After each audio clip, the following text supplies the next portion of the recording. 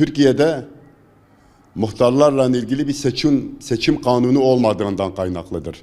Eğer adaylık usulü olmuş olsaydı, belli bir kriterlerde muhtarlarımızın adaylığını şartlandırırsaydık ve belli bir tarihten sonra aday müracaatını kabul etmemiş olsaydık, süresi doldu diyebilseydik, yine oy pusulalarında birleşik oy pusulasıyla muhtarlarımız belediye başkanlarında olduğu gibi seçime gidilmiş olsaydı,